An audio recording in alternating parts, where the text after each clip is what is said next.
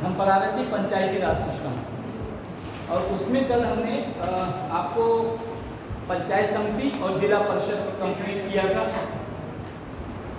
उसमें कल हमने बताया था कि 11th शेड्यूल जो 11वीं अनुसूची है, उसमें जो 29 आइटम हैं, असल में आइटम तो आपको याद हो जाएंगे, सीरियली कोई फॉर्मूला लगा के भी आप याद कर सकते हैं, लेकिन वो क्षेत्र क्या क्या कवर करते हैं।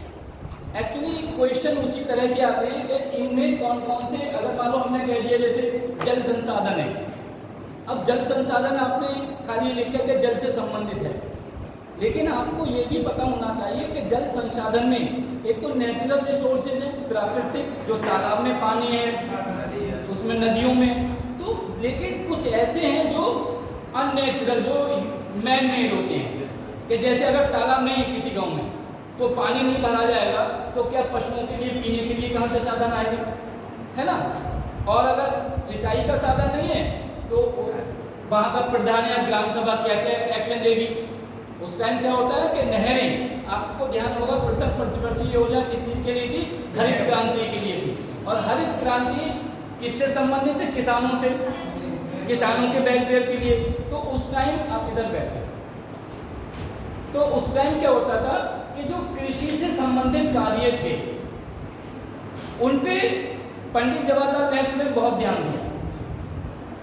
नेहरू के टाइम में सबसे ज़्यादा नहरें बनी थी, ये मायने में रखिएगा, सबसे ज़्यादा नहरें, क्योंकि उस टाइम 78% जनता जो थी कृषि के ऊपर डिपेंडेंट थी, ठीक है। इसीलिए कल हमने कितने आइटम बता दिए थे उसके।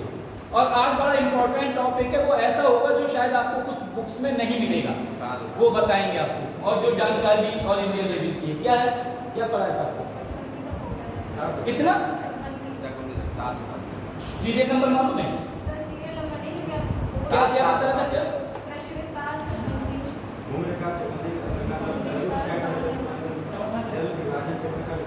साथ लगा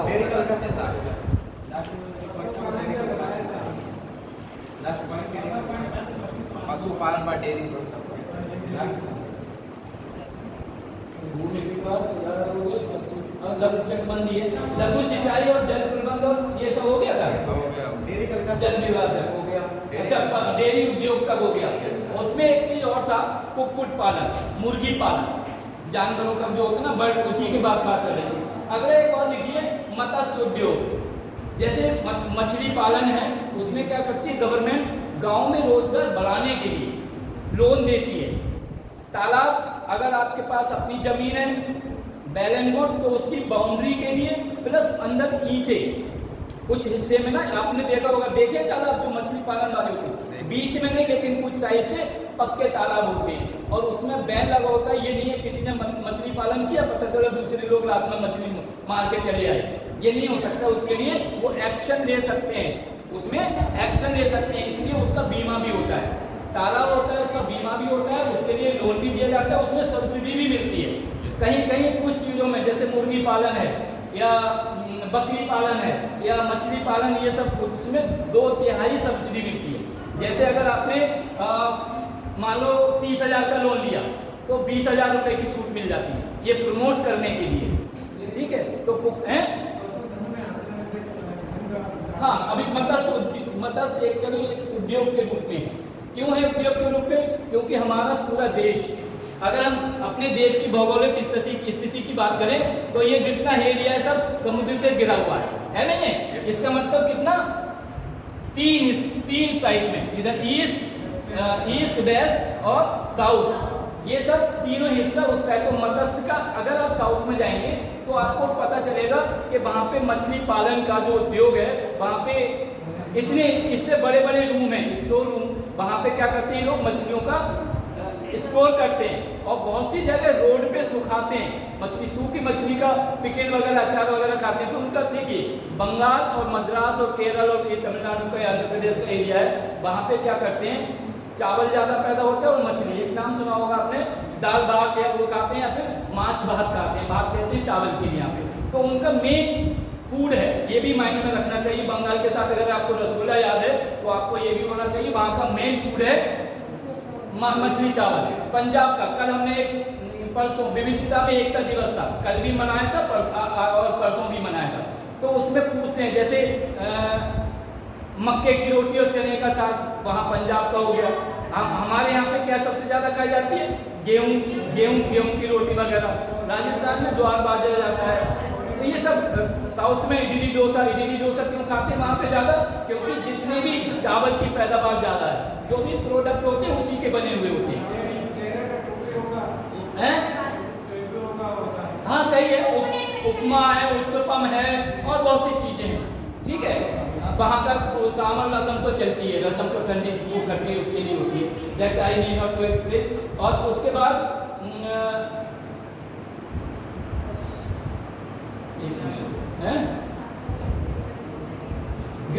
अच्छा अगला है इसमें ग्रामीण का विद्युतीकरण एवं विद्युत वितरण। ये भी पंचायत सिस्टम में आता है। जैसे आपने देखा होगा अभी गांव में क्या होता है, फिक्स मीटर लगे हुए हैं। गांव में क्या लगा है, ये कुछ जानकारी भी आपको दे रहा हूँ जो शहर के लोग हैं उन्हें पता, फिक्स मीटर है और फिक्स उनका बिल आता है। उसका कारण क्या है? कारण ये है कि उन्होंने गवर्नमेंट ने फिक्स कर दिया कि गाँव में इतने घंटे बिजली दी जाएगी, उससे ज़्यादा नहीं जला सकते। अब शहर में तो क्या है ना, केवी क्या होता है, केवी मोटर होता है, उसका होता है ना KV1 और KV2, इस तरह कितने किलोवाट का वो लगा हुआ है, उसके ऊपर है। 2 का है तो प्रोफेशनल हो गया, मतलब प्रोफेशनल अप्रोच किसी उत्पादन के लिए, तो उसका बिल अलग होता है। KV1 का अलग होता है। जो घरेलू होते हैं उनका मीटर चार्ज अलग होता है, पर यूनिट जो कॉमर्शियल होते हैं उनका मीटर चार्ज अलग होता है। तो ये तो एक विद्युतीकरण तो वहाँ फिक्स होता है, मीटर चार्ज भी फिक्स होता है। लेकिन उसमें वितरण प्रणाली का मतलब ये है कि SDO जो होता है इलेक्ट्रिक का, उसे भेजा जाता है जिसके घर में बिजली नहीं है उनका नाम नोट करके वो चाहे तो बिजली लगवा सकते हैं। और अगर किसी के पास ट्यूबवेल है, जमीन बहुत है, ट्यूबवेल अपने वहाँ पे लगवा दिया तो उसका बिल अलग से आता है। तो ये काम पंचायत का है, ब्लॉक पंचायत समिति का है। अगर वहाँ पे नहीं हो पा रहा तो जिला परिषद बताती है कि आप उस गांव में विद्युतीकरण कीजिए। जैसे रेल से ना होकर रोड से कनेक्ट करते हैं ना वो, सड़क मेन सड़क से करते हैं। तो पहले जो थे सर्विस रोड जो अंग्रेजों ने बनवाए थे, हमने पहले भी बताया था, तो सर्विस रोड को अभी सड़क के रूप में परिवर्तित कर दिया। और जहाँ सड़क नहीं है मनरेगा के तरह सड़क डलवा के वहाँ पे रोड से कनेक्ट कर दिया। क्यों? उसका कारण भी एक और है। उसका कारण है कि जिस कहीं आपने देखा होगा, जैसे आगरा का पेठा मशहूर है, जैसे हमने बताया, या नासिक की प्याज है, आपको नासिक की आती है प्याज, या नासिक का अंगूर आता है या किसमिस आता है। तो नासिक नाम है, नासिक डिस्ट्रिक्ट है, लेकिन पता है पैदावार का नोट कर लो, ओझार, उस जगह का नाम है ओझार। और इंडिया का नहीं बल्कि एशिया का रिचेस्ट विलेज है। क्या है? एशिया के सबसे ज्यादा रिचेस्ट विलेज है, उसका नाम है ओझार। बिल्कुल एग्जैक्ट स्पेलिंग। मैं देखा हूँ, 2 साल रहा था उधर, तो वहाँ पे जो अंगूर के बाग है वहाँ पे सब इस तरह ज़्यादातर कैश क्रॉप्स होती है, इसलिए रिचेस्ट है। जैसे फ्रूट्स भी अगर होते हैं तो तुरंत के तुरंत मिल जाते हैं पैसे। जैसे प्याज होती है, आलू है, मूंगफली है, लुकाट है, ये सब फ्रूट्स वहीं पे पैदा होते हैं। इसलिए वहाँ से ओझर गांव है, लेकिन कनेक्टेड 25 किलोमीटर दूर है नासिक से। लेकिन कनेक्टेड इसलिए किया हुआ है क्योंकि मेन रोड पे आगरा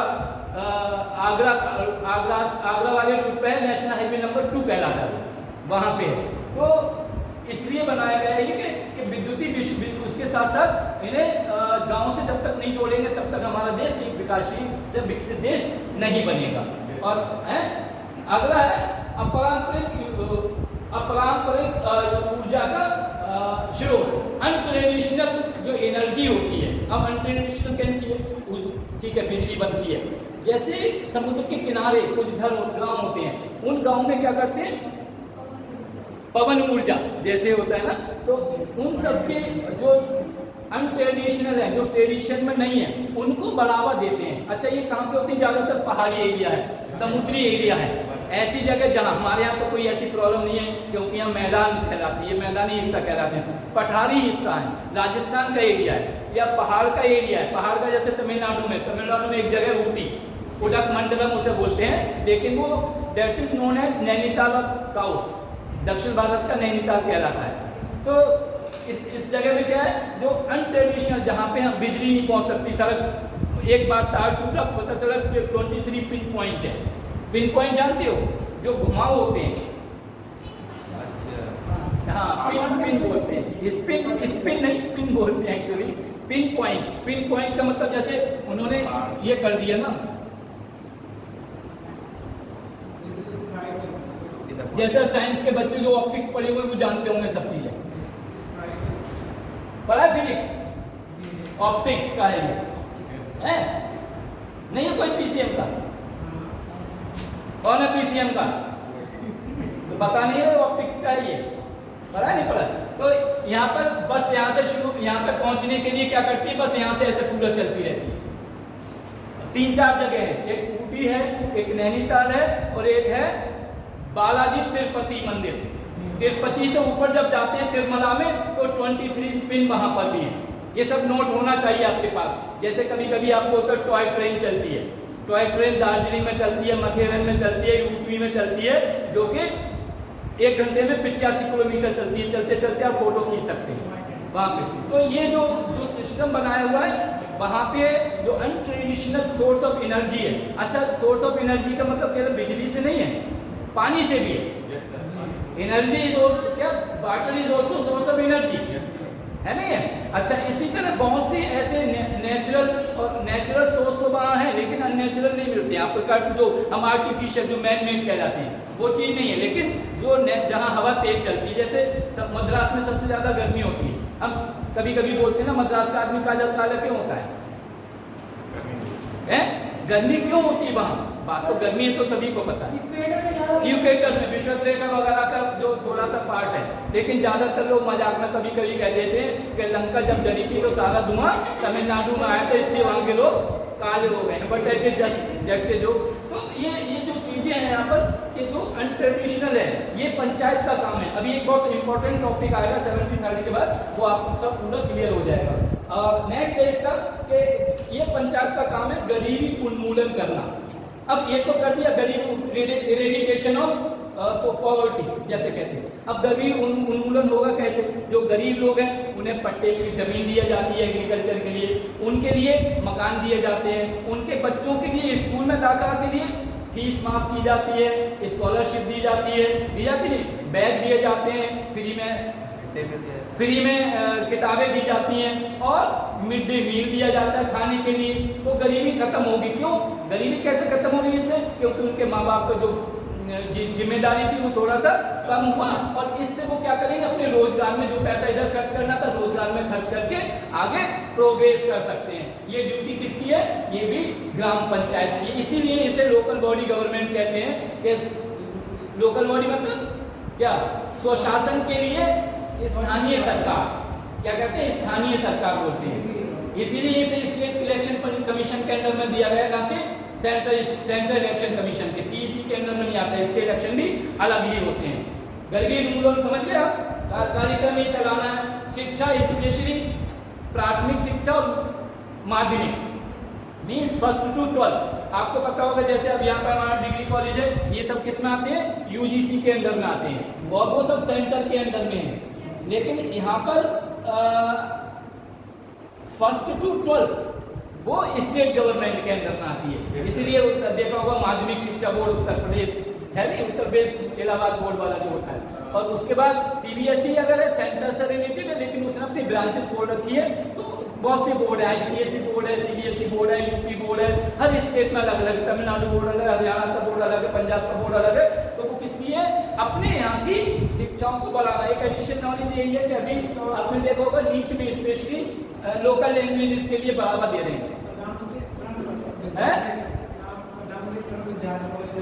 कौन से?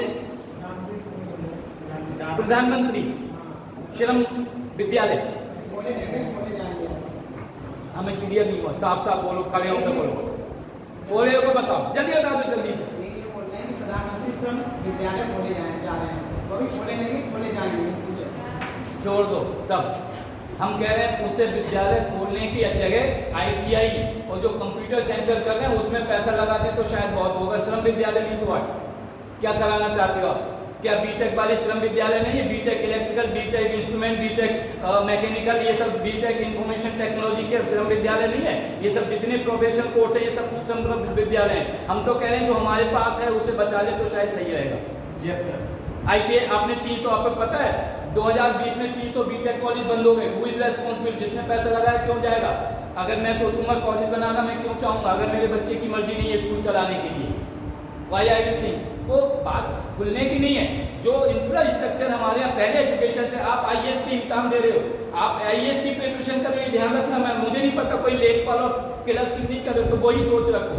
आपको डायनामिक माइंड, मैंने कल भी बताया था, डायनामिक माइंड, डायनामिक पर्सनालिटी होना बहुत जरूरी है। Then only you can compete with the people those are studying Chennai और दिल्ली और बेंगलोर और समवेयर एल्स। आपका कंपटीशन आईआईटी से, आपका कंपटीशन एमबीबीएस से भी है, एमबीबीएस अलाउ कर दिया है। तो डोंट एक कूप मंडप की तरह कार्य मत करना, ठीक है? तो आपको अगर आपको लगता है कहीं पे, you should have creative mind के जो एग्जिस्टेंस हमारे पास में जो है उसका सही तरह से यूटिलाइज करें। हम कहते हैं ना, it is better to have one bird in hand instead of searching 2 birds in bushes।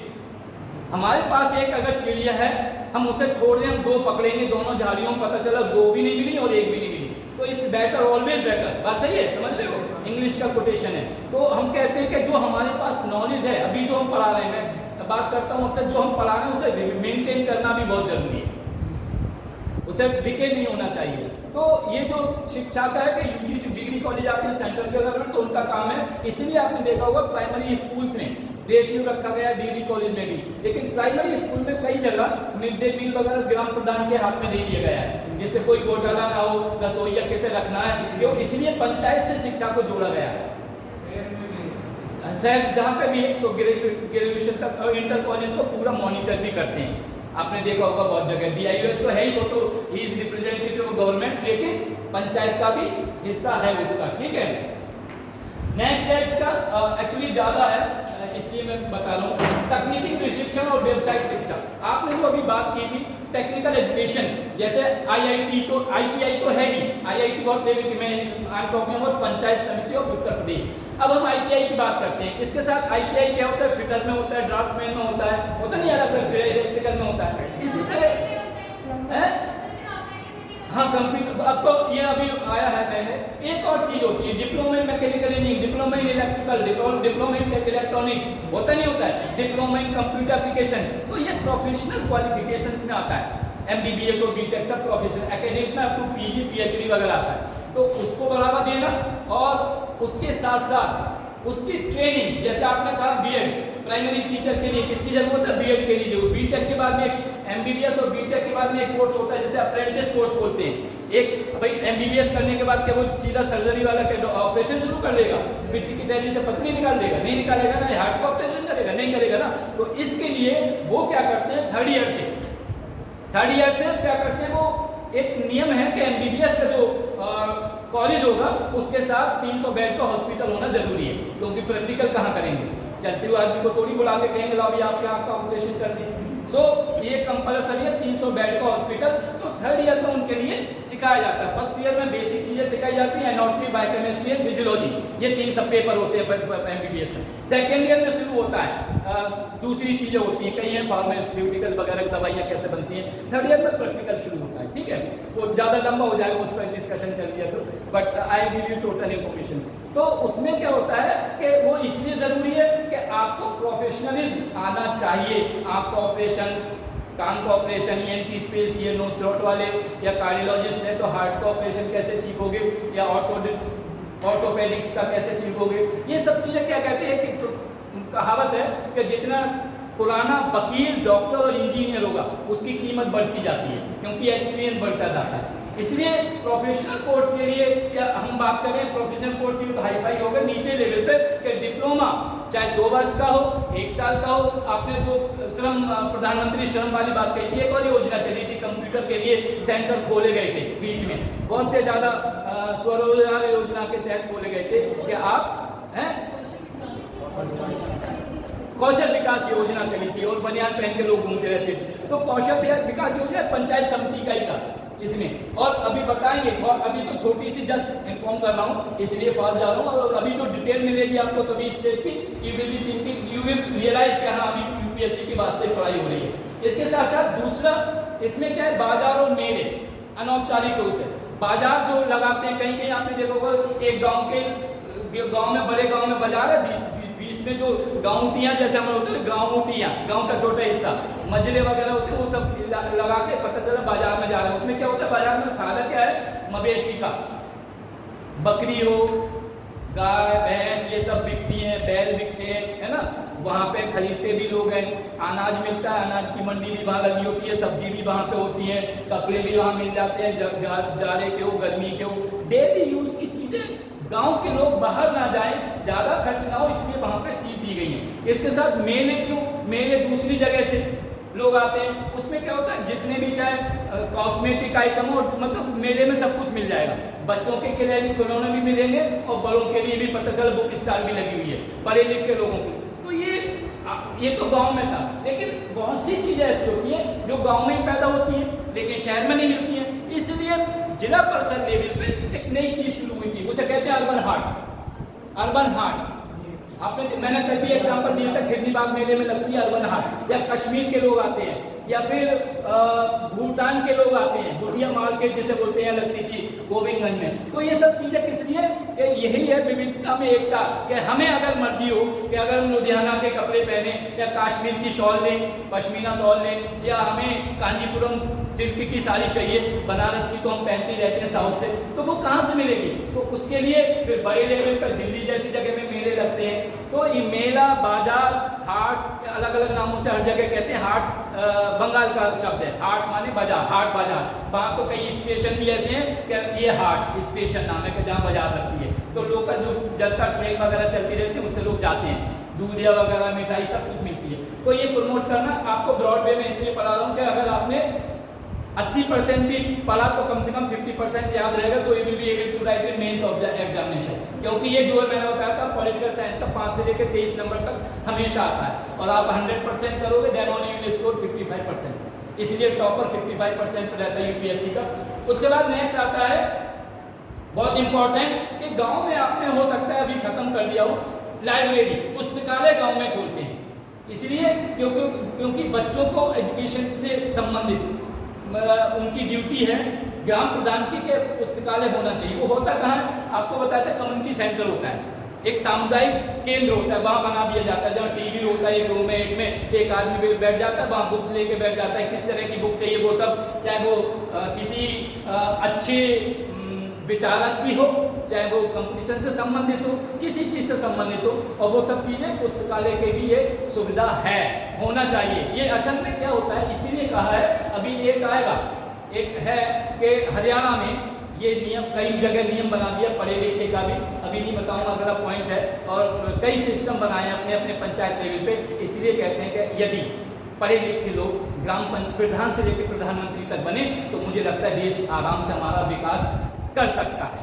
शायद पढ़े लिखे लोग जिन्हें खुद की जानकारी नहीं है, वही बात हो गई कि मंत्री जी बने हैं, उन्हें यही नहीं पता कि अनुच्छेद के संविधान की किस अनुच्छेद में हम कसम खा रहे हैं संविधान की। जब संविधान को ज्ञान ही नहीं है तो उसे फॉलो करने के लिए कोई, आप समझते हो, ऊपर वाला ही बचा सकता है इन सब चीज़ों को, है नहीं है। जब खुद नहीं पता, जिसकी वैल्यू तो तब पता चलेगी ना जिसे उसका ज्ञान होगा।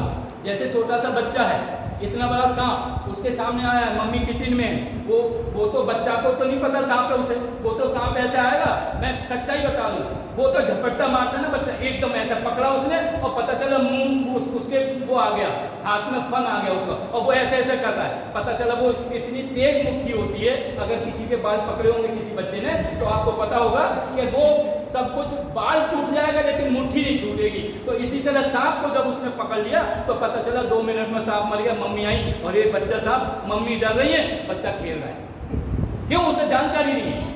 तो इसीलिए जब आपको संविधान की जानकारी नहीं है, उसकी कसम आप खा रहे हो, तो हमें पता है आप क्या करोगे। इसीलिए अभी जो नई एजुकेशन पॉलिसी है, ये एडिशनल चीज़ें बता देता हूँ। इसमें ये कहा गया है कि चाहे साइंस का बच्चा हो, जूलॉजी, बॉटनी, केमिस्ट्री और फिजिक्स, केमिस्ट्री, मैथ हो, उन सबको एक सोशल साइंस का सब्जेक्ट लेना चाहिए, जिससे उन्हें हिस्ट्री की भी नॉलेज हो, इकोनॉमिक्स की भी नॉलेज हो, पॉलिटिकल साइंस की भी नॉलेज हो और जियोग्राफी की भी नॉलेज हो। इसीलिए ये सब सिस्टम न्यू एजुकेशन पॉलिसी है। लेकिन बच्चे क्या करते हैं, अपने हिसाब से सब्जेक्ट लेते हैं, काउंसलिंग का कोई यूज नहीं हो पा रहा है। ये सब चीज़ें आपकी जिम्मेदारी होगी whenever you are becoming civil servant.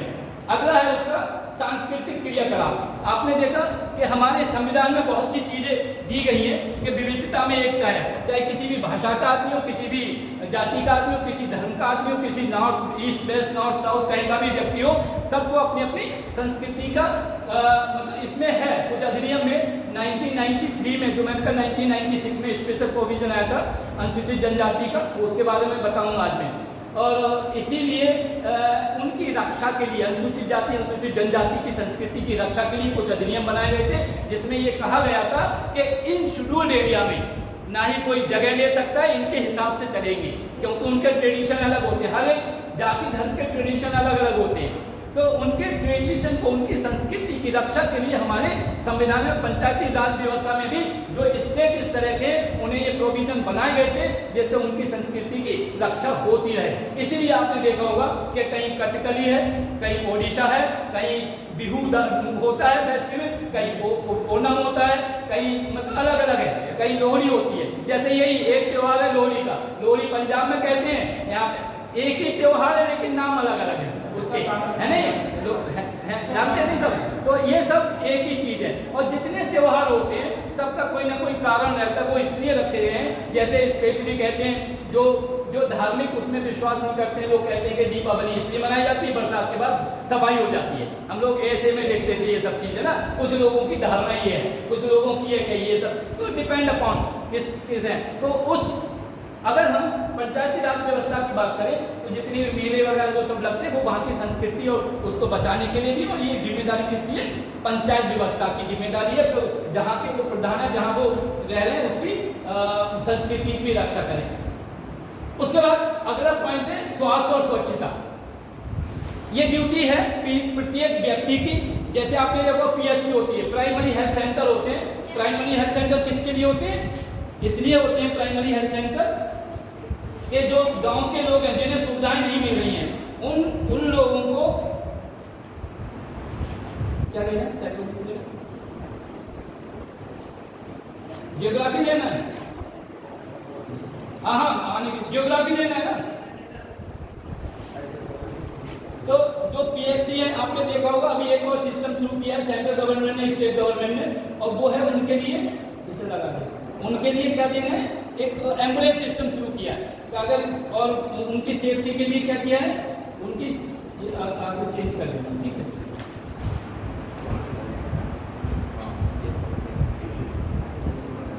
अब तो नहीं कोई बंद कर दिया, इन्हें कल बुला दिया, वो तो कह रहे प्रिंसिपल साहब ने कहा एप्लीकेशन तो हमारे पास आती, चलो दे दो।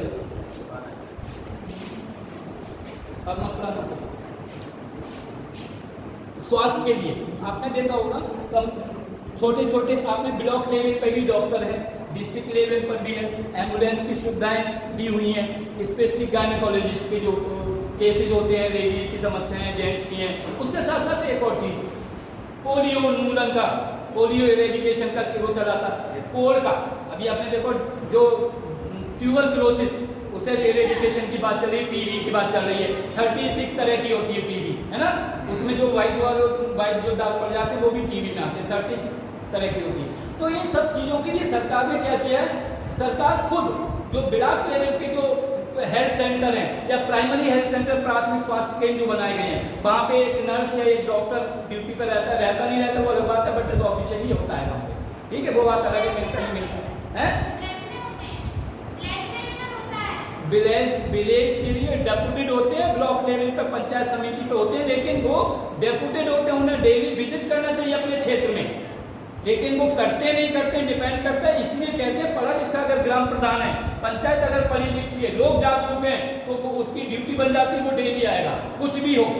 तो आपको ये चीज़ें क्यों बता रहे हैं हम, पढ़ाने के साथ साथ सिखा इसलिए है कि आपको ये पता होना चाहिए कि अगर कोई व्यक्ति, कल को आप पंचायत में होंगे, जिला पंचायत में होंगे, या किसी गांव में कहीं अच्छी पोस्ट मिलेगी, तो आप कैसे कंट्रोल करोगे जब आपको ड्यूटीज नहीं पता, जो आपके साथ में आ रहा है, आपने क्या किया, आपका मरीज देख लिया, बाकी दूसरों को नहीं देख रहा है, तो ये जागरूकता हो, ये तो उसकी duty is paid for that. मेरी ड्यूटी है क्या पढ़ाने की, अगर मैं नहीं पढ़ाऊंगा तो क्वेश्चन मार्क तो लगेगा ना, और क्या पढ़ा रहे हैं ये भी मेरी चीज़ है। तो ड्यूटी आपको ये सब पता होना चाहिए। प्राइमरी हेल्थ सेंटर स्वास्थ्य के लिए, चाहे वो बच्चे का केस हो, बड़ों का केस हो, बूढ़ों का केस हो, सभी को डॉक्टर, ये सुविधा सब पंचायती राज की है। और नेक्स्ट महिला एवं बाल विकास, स्पेशली आपने देखा होगा अगर कोई डिलीवरी का केस होता है तो आपने देखा होगा सेम डे इंजेक्शन लगता है बच्चे को, कुछ एक हफ्ते बाद, कुछ एक महीने बाद, एक साल बाद, बीजी अलग अलग टाइम पे इंजेक्शन लगते हैं। औरतों के लिए भी, और उनके लिए खाने के लिए भी कुछ चीज़ें दी जाती हैं, विटामिन की गोलियां दी जाती हैं, आयरन की गोलियां दी जाती हैं, उन्हें बताया जाता है। अच्छा, बात तो ऐसे कर रहे हो शादीशुदा हो, चलो पालक वगैरह दिया जाता है कि ये किस चीज़ में मिलता है, उन्हें डाटा चार्ट दिया जाता है कि इस तरह की चार्ट खाइए, ये खाइए सुबह शाम, ये फ्रूट्स वगैरह, वो सब चीज़ें दी जाती हैं। और दूसरी चीज़ें डॉक्टर्स बताता है कैसे घूमना है, चलना फिरना, वो सब उसके बारे में। तो ये सब बाल विकास की उसमें आते हैं, और इसीलिए उन्होंने केंद्र लेवल पर भी एक बाल विकास मंत्रालय खोल रखा है। Who is at present Smriti Irani, शायद महिला बाल विकास देख रही है। तो ये सब अपडेट रहना, लेटेस्ट अपडेट रहना, कौन कौन सी मिनिस्ट्री किसके पास है, ये कभी कभी आता है। आरबीआई के गवर्नर हैं, ये मिनिस्ट्री है, ये सब किस पे किसके साइन होते हैं, ये सब जीएस में आपका आएगा। मुझे लगता है इकोनॉमिक्स वाले ये पढ़ाते होंगे आपके लिए। कमिंग टू, आज मौका नहीं दूंगा, कल आपने बहुत टाइम वेस्ट किया। So no problem, I will get the chance but later on after finishing my topic. इसके साथ साथ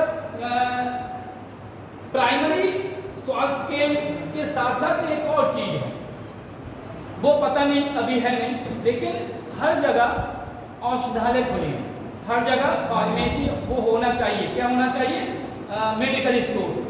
अगर किसी डॉक्टर के पास, जैसे अब डॉक्टर नहीं आ रहा है, तो गांव में एक मेडिकल स्टोर होना ही चाहिए सरकारी औषधालय। इसलिए मान लो किसी को सर्दी जुकाम बुखार है, उसके लिए डॉक्टर नहीं आएगा, लेकिन वो जो मेडिकल स्टोर वाला बी फार्मा है और डी फार्मा किया हुआ होता है, डिप्लोमा फार्मेसी वगैरह, उन्हें इतनी नॉलेज होती है। आपने अभी भी देखा होगा शाहजहाँपुर में आप जाओगे तो बिना डॉक्टर की पर्ची के मेडिकल स्टोर पे भीड़ लगी रहती है। वो कहते हैं डॉक्टर साहब जरा यहाँ दर्द हो रहा है, वहाँ दर्द हो रहा है, ये दाढ़ में दर्द हो रहा है, सबकी दवा मेडिकल स्टोर वाला ही दवा दे देता है, फीस चार्ज करने की जरूरत है, और वो सही भी रहती है, बड़ा बेनिफिट रहता है, ये बड़ा बेनिफिट रहता है। उस दिन 10 घंटे हम कंप्यूटर पे बैठे, हल्का सा यहाँ दर्द हुआ, हमें तो फ्री ट्रीटमेंट है, फिर भी उसका कहा उसने 2 डोज में कर दिया, जबकि self medication is not allowed. लेकिन कुछ ना कुछ तो ट्रस्ट करोगे ही आप ना किसी के ऊपर।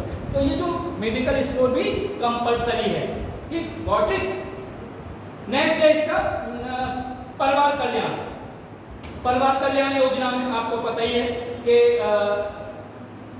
उनके लिए जो करते हैं नशबंदी वगैरह के लिए उसमें आता है परिवार कल्याण में। और एक हरियाणा में एक नियम बनाया हुआ है, अभी आएगा फिर भी बता दूं। हरियाणा में पंचायत के लिए एक नियम बना है कि 2 बच्चों से ज़्यादा जिसके पास बच्चे हैं उनके लिए किसी भी इलेक्शन के लिए अलाउ नहीं है। हाँ, वहाँ कर दिया। डिपेंड करता है कि उस पंचायत या उस स्टेट के ऊपर। कहीं कहीं पंचायत राज मंत्री है, पंचायत राज मंत्री बनाए गए हैं जो केवल और केवल जिला पंचायत से पूरी डिटेल लेते हैं, जो कि मध्य पंचायत जिसे पंचायत समिति बोलते हैं, ग्राम पंचायत की पूरी रिपोर्ट लेकर वहाँ तक पहुँचती है। और वो ये देखते हैं किस क्षेत्र में कितनी आबादी है, कितने पे प्राइमरी स्कूल है, कितने पे इंटर कॉलेज है, और इवन अगर डिग्री कॉलेज नहीं तो वो रिकमेंड भी कर देते हैं। उसके बाद पंचायत मंत्री खाली ये नहीं देखता है शिक्षा, पंचायत मंत्री देखता है स्वास्थ्य की भी बात देखता है, शिक्षा की भी बात देखता है, रोजगार की बात करता है, सभी चीज की, लोन की बात करता है, पशुपालन की बात करता है। जो भी विकास कार्य पंचायत के होना चाहिए, he is looking after each and everyone, मतलब सभी चीज को वो देखता है। ठीक, नेक्स्ट इज समाज कल्याण।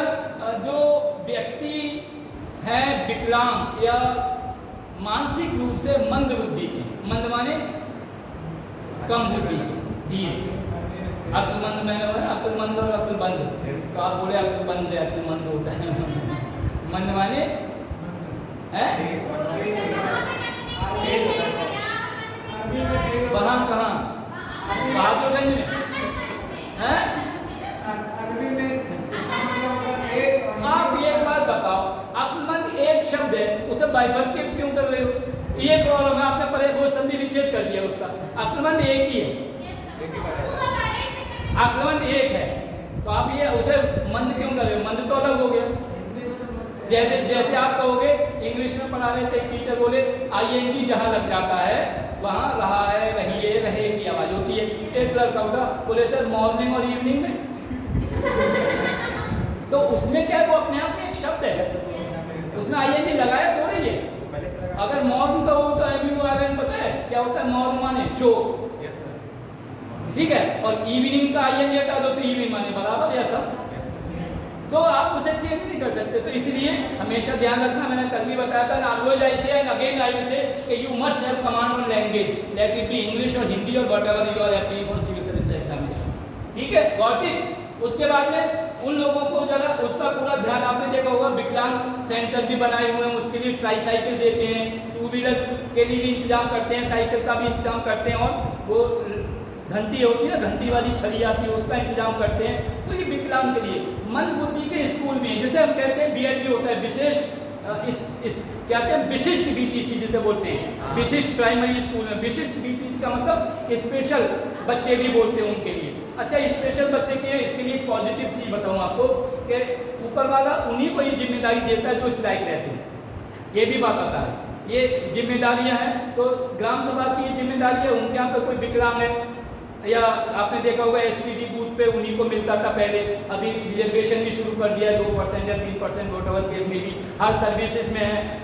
जो आँख से कान से नहीं सुन पाते हैं, आँख से है, या 60% उनकी विकलांगता है, तो उनके लिए सर्विसेज मिल रही हैं। और ये भी जिम्मेदारी आपकी है कि जब whenever you are heading the district, head of the district कौन है, डिस्ट्रिक्ट मजिस्ट्रेट, तो उस टाइम आपको ये पता होना चाहिए कि आपके जिले में, पूरे जिले में ब्लॉक वाइज पहले देखो, ब्लॉक इंफॉर्मेशन कलेक्ट करेगा गांव से, ग्राम पंचायत से, और सब ब्लॉक से कम होगा तहसील लेवल पे, फिर वहाँ से जाकर डिस्ट्रिक्ट लेवल पे सब इंफॉर्मेशन पता रहेगी। उसी हिसाब से उन्हें किस क्षेत्र में कहाँ। अच्छा, कहीं कहीं क्या हुआ, कुछ जगह आपने देखा होगा जैसे कुछ बीमारियों फाइल एरिया जिसे बोलते हैं, हाथी पाँव, कुछ जगह विकलांग बच्चे पैदा होते हैं, अपना अखबार में पड़ा होगा, वहाँ के रहन सहन पानी की वजह से, किसी वजह से, तो ऐसी जगह पे पूरा ध्यान देती है गवर्नमेंट कि ऐसी जगह को हम कैसे बीमारियों से बचाएं। तो वहाँ उस बीमारी के पर्टिकुलर जगह पे सेंटर खोल देती है कि जैसी बच्चा वहाँ पे पैदा हो तो वहाँ पे उस तरह के ट्रीटमेंट मिले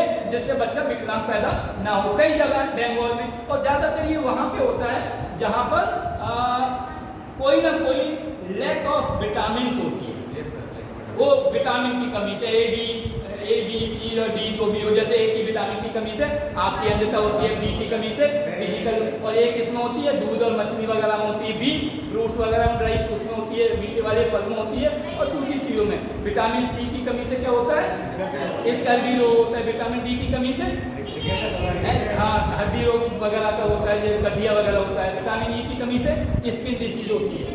जितने भी ये सब यूज़ करती है ना साबुन वाबुन, हमारे महिला सशक्तिकरण वाले, वो ज़्यादातर विटामिन E की चीज़ें यूज़ करती हैं, और जो जितने भी शैम्पू वगैरह होते हैं उसमें विटामिन E आते हैं, बाल बाल झड़ना बंद हो जाते हैं। तो ये सब पता होना चाहिए आपको। इस तरह के क्वेश्चन आपको GS में आएंगे, इसीलिए बड़ा बैलेंस पेपर बनाया जाता है कि अगर साइंस वाले बच्चे हैं उनका भी 40% हो जाए, आर्ट्स के बच्चे उनके भी 40% हो जाए, हिस्ट्री का उनका भी बैलेंस। बाकी कंपटीशन किसमें होता है, मैंने बताया आपको, लास्ट 20% में वो कंपटीशन होगा कि टॉप में कौन आना है। सो माइंडेड, कोई भी चीज़ मतलब अनटच्ड ना रहे, अछूता नहीं रहना चाहिए कोई भी सब्जेक्ट आपका, गॉट इट। तो क्या होगा उससे कि आप कहीं ना कहीं उसे कवर कर लोगे। आगे है दुर्बल वर्गों का, स्पेशली जो SC ST के लोग हैं या इकोनॉमिक बैकग्राउंड के हैं, कमजोर हैं, जैसे अभी EWS शुरू हुआ है, गवर्नमेंट ने शुरू किया, इकोनॉमिकली बैकवर्ड क्लासेज है, बड़ी हाई कास्ट के 10% का रिजर्वेशन है, तो उनके लिए हर जगह, चाहे एजुकेशन फील्ड हो, सर्विस हो, सबके लिए।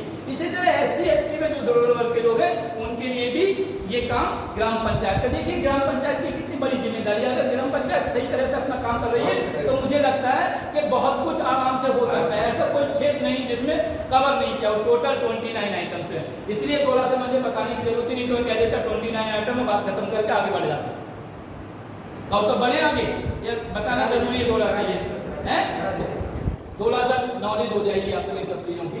और इसका 2 चीज़ें, सार्वजनिक वितरण प्रणाली और सामुदायिक अस्तित्वों का अनुरक्षण। 28 नंबर है PDS, पब्लिक डिस्ट्रीब्यूशन सिस्टम।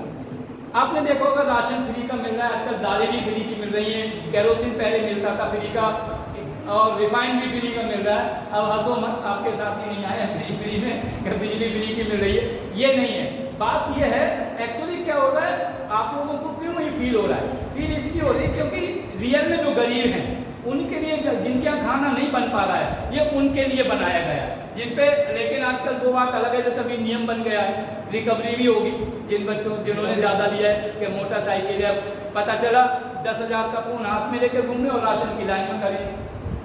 10,000 का फ़ोन हाथ में, राशन की लाइन में करें। 10,000 का फ़ोन है लेकिन फीस माफ़ करवाना है। तो जो सिस्टम पब्लिक डिस्ट्रीब्यूशन सिस्टम है, मैं कटाक्ष कम करता हूँ because I am academician, I should not promote all these things. तो लेकिन फिर भी ये चीज़ें हैं, कटाक्ष करने को फिर भाषा उसी पर शुरू हो जाएगा। तो ये पब्लिक डिस्ट्रीब्यूशन सिस्टम इसलिए किया है, जैसे पहले गांधी खादी स्टोर वगैरह होते थे तो गांव में होते थे, गर्मियों जाड़ों में अपने लिहाफ गद्दे मिल जाते थे और चादरें मिल जाती थी, सस्ती मिलती थी बहुत। अब उन सब चीज़ों का कोई इतना वो नहीं रहा क्योंकि रेशम वगैरह, नायलॉन और ये सब चीज़ें सिस्टम शुरू हो गए। तो पब्लिक डिस्ट्रीब्यूशन सिस्टम ये था कि जो भी लोग आर्थिक रूप से कमज़ोर हैं, हमारे घर में या गाँव में कोई भी व्यक्ति भूखा सोए नहीं। भूखा जागता जरूर है लेकिन भूखा सोता नहीं और ना सोए, ये उनकी जिम्मेदारी है। इसलिए सार्वजनिक पब्लिक वाला था, सार्वजनिक जहाँ। और लास्ट इसका पॉइंट है कि सामुदायिक अस्तित्वों का अनुरक्षण, कि यदि कोई समुदाय विशेष रहता है कहीं जगह पे, आपने देखा होगा किसी गांव में पर्टिकुलर जाति का एक ही घर है या 2 घर हैं, उनका ध्यान भी रखा जाता है और पता चले वो घर ऐसा है जो वहाँ पे पूरा लुक आफ्टर करता है। जैसे एक नाई की दुकान है पूरे गांव में, अब क्या वो गिर जाए, मानो वो चला जाए, वो नाई चला जाए तो पता चला पड़ोस के गांव में आप जा रहे हैं, इसलिए जा रहे हैं बाल कटवाने के लिए। तो जहाँ तक होगा उसे कहेंगे नहीं तुम्हें कोई परेशानी होगी, तुम जाओ मत यहाँ। होता नहीं होता। तो पर्टिकुलर कम्युनिटी है या पर्टिकुलर लोग हैं या शेड्यूल टाइप के लोग हैं, शेड्यूल कास्ट के लोग हैं। पहले अभी तो घर शौचालय, पहले तो बड़ी समस्या हो जाती थी नहीं। एक कई वीडियो अभी ऐसे ही बहुत से आते रहते हैं, बोले किसी का कूड़ा देते हुए हाथ छू लिया, बोले तुमने हाथ छू लिया, पता चला ठीक है अब नहीं छुएंगे। उसने सब लोगों को बुला के 8 दिन के लिए हड़ताल कर दी कॉलोनी में, अब उसमें बदबू आने लगी। तो जब तक मैडम ने माफ़ी नहीं मांगी तब तक कूड़ा उठाना शुरू नहीं किया। मैंने बहुत शॉर्ट में बता दिया 3 लाइन में, ये बातें समझ गए ना। तो हमें ये देखना है कि किससे पंगा लेना है, किससे नहीं लेना है, नहीं तो पता चला पड़ोस में क्या बराबर में पूरे कॉलोनी में बदबू आने लगी। It happens only. अच्छा, इसके बाद एक और चीज़ है बड़ी इंपॉर्टेंट है, लिख लीजिए कि ये तो इन्होंने बताया क्या कर 24 अप्रैल 1993 पे ये शुरू हुआ था, आपने बताया था। हाँ, पंचायती राज व्यवस्था। इसमें एक चीज नोट कर लीजिए, लिख लीजिए कि जो 73rd अमेंडमेंट था, सुन लीजिए, ये बताया नहीं मैंने, जो 73rd अमेंडमेंट था 24 अप्रैल 1993 वाला, उसमें जो आदिवासी थे उनको इन सब से अलग रखा गया है, पंचायती राज सिस्टम से उनको अलग रखा गया है। उसका कारण ईस्टर्न सेक्टर में अगर जाएंगे, जो 7 सिस्टर्स हैं, 7 सिस्टर्स कहलाते हैं ना स्टेट, वहाँ पे ज़्यादातर बहुत सी जातियाँ हैं हर स्टेट में। जैसे खसी कहीं है, जैसे यहाँ पे देख लो आप उत्तराखंड में, आप तो उत्तराखंड के पार्ट रहे यूपी में, तो गोरखा अलग थे, कुमायूनी अलग थे। गोरखा की खास बात है कि स्पेशल ये अभी गोरखा रेजिमेंट भी है। गोरखा रेजिमेंट हमेशा वफादार रहा है, चाहे वो जमाना ब्रिटिश काल का, इतना वफादार था कि जो उन्होंने कह दिया उसे फॉलो करना है। इसीलिए आज भी ब्रिटिश में गोरखा रेजिमेंट है, आज भी है, उनकी वफादारी का इसी तरीका है। तो अब जो भर्ती होती है उत्तराखंड में कभी कभी, तो गोरखा और कुमायूं, गोरखा आते हैं गढ़वाल रीजन में, कुमायूं रीजन में, कुमायूं डिस्ट्रिक्ट है वहाँ पे, तो वहाँ पे अलग अलग भर्ती होती है और उनके लिए कई चीज़ों पे छूट दी जाती है। जैसे हाइट में छूट दी जाती है, हाइट में छूट होगी तो वजन अपने आप होगी नहीं होगी, हाइट के हिसाब से वजन। तो आज इसी तरह कई जगह आदिवासी जो है हमारे अच्छा, ये जब हम पढ़ाते हैं तो हमेशा दिमाग में रखा करो कि ये हम केंद्र की बात कर रहे हैं, क्योंकि आप किसकी तैयारी करोगे, हो सकता है पीसीएस की तैयारी करते होगे, लेकिन हम जो पढ़ा रहे हैं वो यूपीएससी की पढ़ा रहे हैं। तो केंद्र के माइंड में जब हम बात करते हैं तो आपके दिमाग में तमिलनाडु भी आना चाहिए, महाराष्ट्र भी आना चाहिए, मेघालय, मिजोरम सब आना चाहिए, उत्तर प्रदेश ये तो आना ही चाहिए, ये तो दिल में बसना चाहिए उत्तर प्रदेश तो, लेकिन बाकी भी सब जो है आपके माइंड में आना चाहिए। और पूरी इसीलिए कहते हैं अगर आपने जियोग्राफी पढ़ी है, अगर आपने हिस्ट्री पढ़ी है तो पॉलिटिकल साइंस इजीली समझ में आएगी, क्योंकि जियोग्राफिकल एरिया होगा, हम सब चीज़ की बात करेंगे तो पॉलिटिकल मैप अपने आप समझ में आ जाएगा। और ये सब जब तक जियोग्राफिकल एरिया आपके समझ में नहीं आता है तो ना तो पंचायत के इलेक्शन जीत सकते, ना एमएलए के इलेक्शन जीत सकते, ना एमपी के इलेक्शन जीत क्योंकि आपको पता होना चाहिए किस गांव के वोट कहाँ मिलेंगे, किस कहाँ। आजकल पूरा डाटा संग्रह जो करते हैं इसी तरह करते हैं। इसीलिए आपने देखा होगा ज़्यादातर पॉलिटिकल पार्टी किसी पर्टिकुलर जाति विशेष के आदमी को उस क्षेत्र में जितनी आबादी है उसके हिसाब से टिकट देते हैं। अच्छा भाई इतने तो हैं ही, बाकी हमारे ये जीत जाएगा, ये कहते नहीं करते। इसी ग्राउंड पे तो एक दो पार्टी थी जो सत्ता में आई थी, बोले इतना परसेंट हमारा, इतना और मिल जाए हम सत्ता में आ जाए।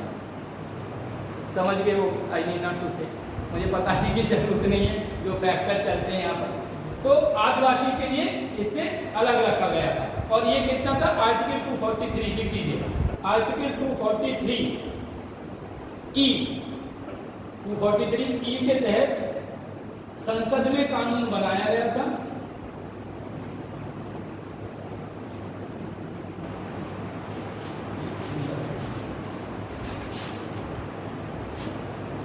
आर्टिकल 243 ई, ठीक, ये ई वैसे बनाई है, प्लस दूसरा है 4B, इसका ये क्लॉज है, क्लॉज मतलब खंड। इसके अंतर्गत ये नियम बनाया गया था कि आदिवासियों को पंचायत सिस्टम से अलग रखा जाएगा। गॉट इट, समझ में आया? ये नोट, ये माइंड में रख लो अभी कि आदिवासी 243 ई, ठीक है, कहीं ना कहीं आप रिलेट कर लो। तो इसे संसद में कानून बनाकर यहाँ पे वर्जित कर दिया गया और ये 24 दिसंबर 1996 से लागू हुआ।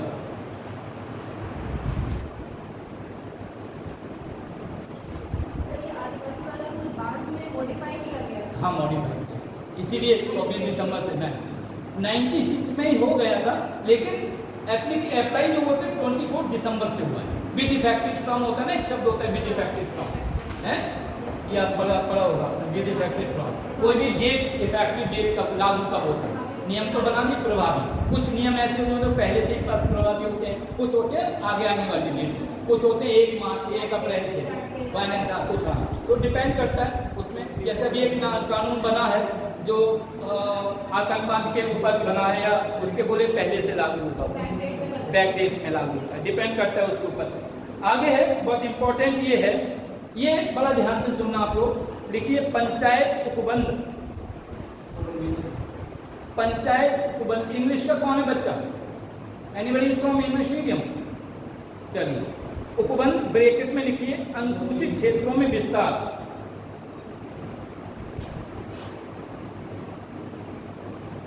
विस्तार ये हेडिंग एक्चुअली अधिनियम की मुख्य विशेषता है।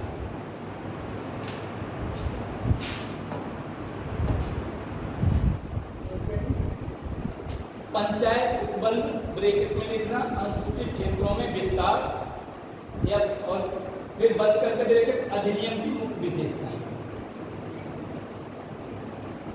जैसे हमने कहा था कि 24 दिसंबर को जो अधिनियम अप्लाई हुआ था उसकी विशेषताएं क्या थी, और ये विशेषताएं बड़ी इंपॉर्टेंट हैं। इसलिए मुझे लगता है शायद मैं वैसे पढ़ाता नहीं इसे, कल मैंने कहा इसे खत्म करूंगा, लेकिन क्या है इसकी विशेषताएं।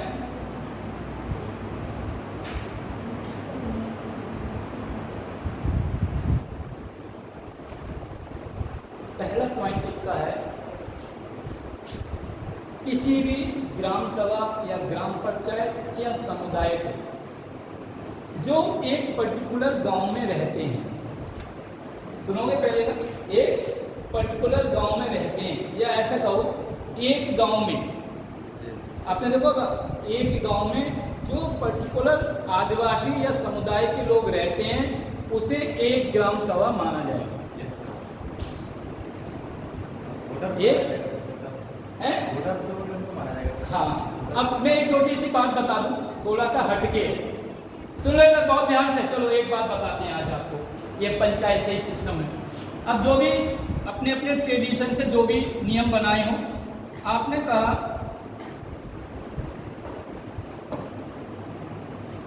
पहले मान लो 2 लोग थे, ठीक, लिमिट नहीं थी बच्चों की, सुना है ना?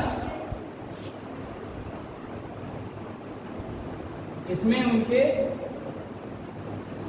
7-8 या जो भी उनके परिवार के सदस्य थे, पहले तो वो कोई लिमिट नहीं रहती थी ना, अभी भी एग्जाम्पल है, चीफ मिनिस्टर लेके नाम नहीं दूंगा मैं, यूट्यूब पे चल रहा है। अब मान लो इनका हुआ, यहाँ पे जो भी हो A B C D या जो भी इनके बच्चे रहे हो, लड़के लड़कियाँ जो भी, ठीक है, फिर इनके बच्चे, फिर इनके बच्चे, फिर इनके बच्चे, फिर इनके बच्चे, ये सब होते चले गए, ठीक। परिवार बड़ा हुआ, ये हो गए दादा दादी। मैं बता रहा हूँ गाँव कैसे बसे। इन्होंने क्या किया, यहाँ पे झगड़ा क्या शुरू हुआ, एक आदमी बहुत एजुकेटेड हो गया या नॉलेजेबल हो गया, एक के पास जमीन हो गई, किसी कुछ आपने देखो ना घर में एक दरोगा बन जाए, एक पता चला चोर है, एक शिक्षक बन गया, कहीं कुछ बन गया, ऐसे बच्चे होते नहीं होते जो भी बन जाते, एक इंजीनियर बन गया, कोई कुछ बन गया, किसी ने साइंस की, कोई IAS बन गया, लाइक दैट। अब यहाँ पे समस्या क्या आई, उस पर कुछ नहीं था मालूम, तो समस्या आई हेड ऑफ द फैमिली कौन बनेगा। एक कहेगा मेरे पास जमीन ज़्यादा है, एक कहेगा मेरे पास अर्निंग ज़्यादा है, कहीं ना कहीं समस्याएं आ रही। तो वहाँ पे क्या हुआ, बोले ठीक है, ये सब मिलके कितने 1 2 3 4 5 6 7 8 9 मान लो, बोले 5 लोग जिसे सपोर्ट कर देंगे वो मुखिया बन जाएगा, 4 लोग जिसे नहीं करेंगे मुखिया नहीं बनेगा, वोटिंग कर दो। सही, यही तो अब होता है, अभी भी यही होता है। प्रधानी में क्या होते हैं, पहले निर्विरोध, अगर एक सब एग्री हो गए एक पे तो वो निर्विरोध चुन जाता है, चाहे MLA MP प्रधान हो गए कोई सो। अगर दूसरा खड़ा हो गया पोजीशन वाला, यही तो चल रहा है कांग्रेस की अभी जो बात चल रही है, अध्यक्ष के लिए शशि थरूर करे, मैं भी खड़ा तो खड़ा हूँ, अशोक गहलोत करे, मैं भी। आप लोग अपडेट हो नहीं, पढ़ाई करे नहीं है ना। अगर एक होगा तो निर्विरोध चुन दिया जाएगा, 2 हुए तो वोटिंग सिस्टम होगा, 3 हुए तो भी वोटिंग, 4 हुए तो वो भी। अब उसमें क्या होता है, चाहे एक वोट ज्यादा हो, जिसे एक वोट ज्यादा मिलेगा वही प्रधान और प्रधानमंत्री बन जाएगा, जो भी बने, ठीक। तो अब यहाँ पे वोटिंग सिस्टम शुरू हो गया। अब हुआ क्या, जो हारे उन्होंने कहा तुम्हारे साथ नहीं रहेंगे, अपने परिवार लेकर अलग रहेंगे, उनकी जो जमीन थी वो वहां बस गई, दूसरा कहीं और बस गया, इस तरह गांव बसते चले गए। अब उनके बच्चे जहां ज्यादा सुविधाएं हुई, जैसे अभी एक पढ़ाऊंगा, एक मेट्रोपॉलिटन सिटी होता है, फिर नगर पालिका, नगर पंचायत और फिर गांव, इस तरह से होता है। तो जिनकी पॉपुलेशन बढ़ती गई वो नगर पालिका बनते गए, जैसे अब यहाँ की पॉपुलेशन बढ़ गई तो नगर पालिका से नगर निगम बन गया। इसी तरह गांव की पॉपुलेशन बढ़ गई तो नगर पंचायत बन जाता है, उसकी पॉपुलेशन बढ़ गई नगर पालिका बन जाता है, बन जाते हैं, उसकी पॉपुलेशन बढ़ गई नगर निगम बन जाता है। तो ऐसे परिवार बढ़ते में, पॉलिटिकल साइंस 5 मिनट की अगर सीखना है तो, लेकिन ये एग्जाम्पल UPSC लेवल के नहीं। तो ये फिर इनके होते चले गए, फिर इस तरह से पूरा भारत देश बस गया। गांव कहाँ, गांव तो बस ही रहते हैं, भारत बस गया। समझ में आया। अब समस्या क्या आई, जिम्मेदारी यही है विलेज पंचायत या ग्राम सभा कि जिम्मेदारी क्या हुई, मान लो एक, हमने इसी के ऊपर पढ़ाया कि कहीं कहीं एक ही समुदाय के, मैंने खुद देखा है डिस्ट्रिक्ट बरेली में एक गांव है, वहाँ केवल एक व्यक्ति था, आज पूरा गांव उसी व्यक्ति के, उसे 3 पार्ट बन गए हैं, एक ही प्रधान उन्हीं के यहाँ का। उनके दादा को मैंने देखा, बाप को देखा, भी खत्म होगा, दूसरा उनका लड़का भी प्रधान। क्यों, एक ही परिवार, आपस में झगड़ते लेकिन प्रधान एक ही रहता है, पूरा एक ही गाँव एक ही कम्युनिटी का। तो ये कहा गया है कि जो समुदाय पर्टिकुलर गांव में एक रहता है, उसका रीजन है, जैसे कहीं खसी जाति रहती है आसाम में, ठीक है, दूसरी जगह गारो रहती है, गारो भी होती है ना जाति, तो कहीं खसी रहती है, कहीं गारो। अब खसी और गारो को तो मिक्स नहीं कर सकते ना, क्योंकि उनके ट्रेडिशन अलग है, उनके अलग है। इसीलिए 24 दिसंबर 1996 के जो expansion of scheduled tribe area का था, उन्होंने कहा था कि अगर किसी समुदाय का एक आदमी रहता है, वो एक गांव है, तो उसे एक ग्राम सभा कही जाएगी। क्यों, उनके कल्चर और ट्रेडिशंस मिक्स ना हो, उनके रीति रिवाज मिक्स ना हो। कल्चर, मैं रीति रिवाज की बात क्यों करता हूँ, मैंने शायद आपको बताया था कॉन्स्टिट्यूशन पढ़ाते हुए कि हमने पार्लियामेंट्री सिस्टम तो ब्रिटिश से लिया है, लेकिन हमने संविधान ब्रिटिश से नहीं लिया है। ब्रिटिश से जो उनके ट्रेडिशंस कस्टम, वहाँ का संविधान रिटन में नहीं है, हमारे यहाँ का संविधान लिखित में है। वहाँ का किस पे चलता है, रीति रिवाजों के ऊपर, जिसे कस्टम से ट्रेडिशंस कहते हैं। उसका रीजन ये क्योंकि वहाँ के एक ही कम्युनिटी के लोग हैं, एक ही धर्म के लोग हैं, एक ही वहाँ पे मतलब सब कुछ एक ही फॉलो करते हैं। भाई उसी देश के लोगों को तो बना है, लेकिन हमारे यहाँ पे क्या है, हमारे यहाँ पे मल्टीलिंगुअल लोग हैं, मल्टीरेशियल लोग हैं, है नहीं है। तो चाहे विविधता में एकता वाली बात है, हमारे एक बगीचे में वैरायटी ऑफ फ्लावर्स हैं, ठीक है। तो इसीलिए उसका रीजन है नहीं, बनाए गए थे जब 565 राज्य थे। उन लोगों को मिलाया हमने और कहा था कि हम संविधान आपकी रक्षा करेगा, आप हमारे साथ मिलिए। ये कारण था, ये कारण था कि आप मिलिए। अगर उस वक्त कहते, क्योंकि ऑप्शन नहीं था, 2 डोमिनियन स्टेट, 2 अधिराज्य जिन्हें कहते हैं, बनाए गए थे पूरे भारत को बांटकर 14 और 15 अगस्त की रात को 11 बजे रात को। तो ये कहा गया था जो जहां चाहे वो बन सकता है। हमें पिछली क्लास में बताया था ग्रुप ए बी सी 3 उसमें बांटे गए थे पूरे देश को 3 हिस्सों में, जो बांग्लादेश और पाकिस्तान और इंडिया था। और उसके बाद जिसकी जो चॉइस थी वो उधर जा सकता था। इसीलिए जूनागढ़ और हैदराबाद और कश्मीर को ऑप्शन दिया गया था। और कश्मीर के हरि सिंह राजा ने कहा था 3 उनकी शर्तें थी जो हम बता चुके हैं, इसलिए वो यहाँ पर मिलेंगे। उनके लड़के अभी जिंदा है जिन्हें करण सिंह कहते हैं, पता है कि हरि सिंह के अभी जिंदा है, कांग्रेस के बड़े नेता रहे, HRD मिनिस्टर भी रहे, अभी हैं, इज इन कश्मीर। उस दिन उनका स्टेटमेंट मैंने पढ़ा था करण सिंह का, उनके लड़के हैं। तो अभी ऐसे लोगों से कोई ना, कभी कभी आप इस लायक बनो कि खुद इन लोगों से मिला करो। कभी कभी बहुत सी चीज़ें बात होती हैं, जैसे रिसर्च स्कॉलर्स हैं वो जा सकते हैं, जो PhD अगर कोई कहे करण सिंह के ऊपर, हरि सिंह के ऊपर करेंगे तो उनके लड़के से प्राइमरी डाटा मिल जाएंगे, रिकमेंड कर देंगे, वो आपको इंटरव्यू देंगे, आप उनके ऊपर रिसर्च करो। तो ये चीज़ें हैं, लेकिन आप क्या ना, हम लोग वो छोटे छोटे चीज़ों में उलझ के रह जाते हैं। कमिंग टू आवर पॉइंट, तो इस तरह से जो कम्युनिटी, अब पर्टिकुलर कम्युनिटी, अब वो बोले, अब समस्या ये आ गई, वहाँ के कस्टम उन्होंने कहा परवाह एक ही है, लेकिन कस्टम दूसरे हो गए, दूसरे। तो इस तरह से चीज़ें बढ़ती चली गई। जैसे कहीं दरोगा के घर का डिसिप्लिन अलग होगा, मिलिट्री वाले के घर का डिसिप्लिन अलग होगा, CBI के घर के डिसिप्लिन अलग होगा, इंटेलिजेंस ब्यूरो वाले के घर का डिसिप्लिन, यूनिफॉर्म पर्सन वाला हो गया है, और UPP वाले का डिसिप्लिन अलग होगा। इसी तरह शिक्षक प्राइमरी या जूनियर और फिर माध्यमिक और डिग्री कॉलेज, सबके घर का एटमॉस्फेयर अलग होगा। तो अपने हिसाब से बच्चे उसी परवरिश में पढ़ेंगे। तो उस पर बोले हम नहीं करेंगे ऐसा, हम तो सूर्यास्त के बाद कुछ खाएंगे नहीं। जैन वाले जो होते हैं ना, वो लगा कर रखते हैं कि कोई कीड़ा भी ना जाए, है ना। तो अपना अपना ट्रेडिशन है, लेकिन सबका ट्रेडिशन, जैसे बात आती है सिर ढकने की, चाहे मंदिर मस्जिद कहीं भी जाओ, हर जगह वही सिर ढकने वाली बात आती है, चाहे लेडी जाती नहीं जाती है। कोई भी मंदिर जाता है तो आप देखो शाम को डेली 9 दुर्गा में क्या हो रहा है, जाते नहीं जाते। कुछ ट्रेडिशंस को आप चेंज नहीं कर सकते। जब जाते हैं तो अच्छे से अच्छे कपड़े, देखिए जब आप किसी के पास जाते हो, टीचर हैं या किसी के पास, या जो डिफेंस वाले हैं या पुलिस वाले हैं, वो जाएंगे बॉस के पास में, कैप भी लगी होगी, पीतल से ब्रासो भी होगी, पूरा टाइप भी बैठ और बड़ा उससे जाते हैं। इसका मतलब जब हम ऊपर वाले की पूजा अर्चना नमाज पढ़ने जा रहे हैं तो उस वक्त भी हमें बेस्ट अपीयरेंस देना चाहिए। जैसे हम सबसे बड़ी हस्ती के पास जा रहे हो ना, वो आपको सेलेक्ट करा सकता है सब जगह, तो आप उसके पास तो गए, अरे यार चलो उधर से गए, चलो बड़ा कैजुअली आपने अप्रोच कर दी, and you are expecting that you will be IAS, how it is possible. तो इस तरह उन्होंने क्या किया, अपने अपने ट्रेडिशन से, इन ट्रेडिशन को बचाने के लिए, इसलिए आपने देखा होगा नागालैंड जैसी जगह, वहाँ के ट्रेडिशन अलग है, उन्हें मिलाया गया। अरुणाचल का ट्रेडिशन अलग है, सिक्किम का अलग है, भूटानी लोगों का भूटान का अलग है ना।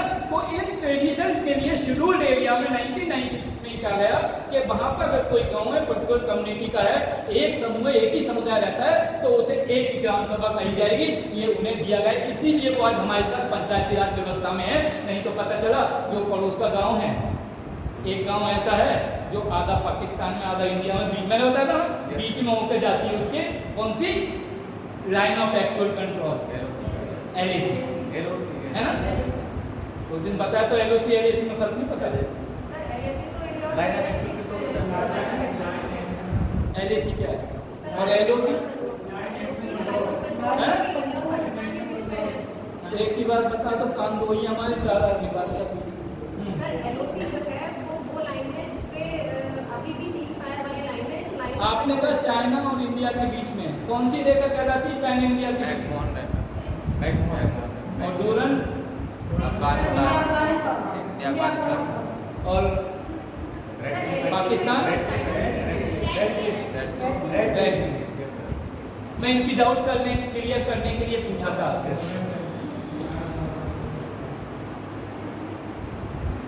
ये एक कंट्री है, ये भी आपने कहा LAC, एक फिल्म आई थी LOC, दोनों में अंतर क्या है? सर वो लाइन ऑफ एक्चुअल कंट्रोल है जो कि इंडिया और चाइना के बीच में जो जम्मू और कश्मीर, सॉरी ऊपर वाला पोर्शन है, उस तरह LOC LAC में अंतर मापना ये क्या है? सर वो इंडिया और पाकिस्तान के बीच में है और वो इंडिया चाइना सुनिए इधर, चलो मैं बताता हूँ। चाहे इंडिया पाकिस्तान हो या चाइना और नेपाल हो या इंडिया नेपाल हो, कहीं पर भी ये जगह जो कहलाती है, इसे कुछ जगह को इसके चारों तरफ जो हल्की सी होती है उसे कहते हैं नो मैंस लैंड। सुना है ना, नो मैंस लैंड। यहाँ पर चाहे इंडिया हो या नेपाल, यहाँ पर कोई भी आदमी अपना जगह नहीं बना सकता, ना बस्ती बना सकता, ना कोई भी रह सकता, ना पुलिस की चौकी बना सकता है, ना ITBP का इंडो टाइपेड बॉर्डर पोस्ट हो या SSB सीमा सुरक्षा बल हो या BSF, कोई कुछ नहीं बना सकता। यहाँ पर भी ये नेपाल की जिम्मेदारी है कि यहाँ पर कोई चीज नहीं बना सकता। ठीक, अब यहाँ पे आ जाइए, ये जो पोर्शन है ये कहलाता है LOC, लाइन ऑफ कंट्रोल। यहाँ पर ये क्या है, लाइन ऑफ कंट्रोल। यहाँ पर बसा ही नहीं सकते और यहाँ पे आप क्रॉस नहीं कर सकते, लेकिन फिर भी अगर क्रॉस कर लिया तो यहाँ पे भी जवान खड़े हैं इनके, यहाँ पर इनके जवान खड़े, यहाँ पे इनके जवान खड़े सॉरी हैं, और यहाँ पर इनकी जवान खड़े। वो हमेशा चौकी है चार दोनों तरफ। अब यहाँ पर आ गए कोई बात नहीं है, लाइन ऑफ कंट्रोल क्रॉस कर दी बाई मिस्टेक, जैसा भी हुआ था ना चाइना वाला केस जो हुआ था पिछले साल। लेकिन इसके बीच में एक लाइन होती है जहां पे दोनों तरफ, इधर नेपाल लिखा होता है, इधर पाकिस्तान इंडिया लिखा होता है। ये कहलाती है line of actual control. Actual control का ये है कि अगर यहां से क्रॉस किया तो उन्हें सीज फायर करने का अधिकार है। समझ में आया? अगर तो कहते हैं ना शूट एट साइट शब्द होता है, शूट एट साइट, तुरंत मारने का अधिकार है। तो दोनों में अंतर ये है कि ये एक्चुअल कंट्रोल है, अगर इसे क्रॉस किया तो गोली, लेकिन यहाँ तक आप कुछ नहीं कर सकते। नो मैंस लैंड में भी कुछ करते, क्यों? उसका कारण है बांग्लादेश है। बांग्लादेश के बहुत से चरागाह डेली आते हैं, गाय चरा के चले जाते हैं BSF से मिलकर। ये सच्चाई है, मैं प्रैक्टिकल चीज बता रहा हूँ।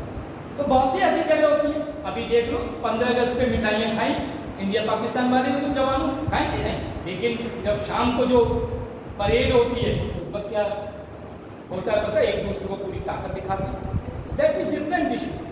वो लोग अगर डेली ऐसी तनाव में रहेंगे तो उनका तो BP 150 से शुरू होगा। बात सही है, 150 शुरू। तो वो क्या करते हैं कि वो they are faithful to their country and we are faithful to our country. तो हमें अगर आप हमसे कुछ नहीं कह रहे, हम भी आपसे कुछ नहीं कर रहे, अगर कुछ कहोगे तो हम बहुत कुछ कहेंगे। Got it? तो ये जो फॉर्मूला है, तो दोनों में अंतर यही रहता है कि लाइन ऑफ कंट्रोल अलग हो गई और लाइन ऑफ एक्चुअल कंट्रोल अलग हो गई, जिसे हम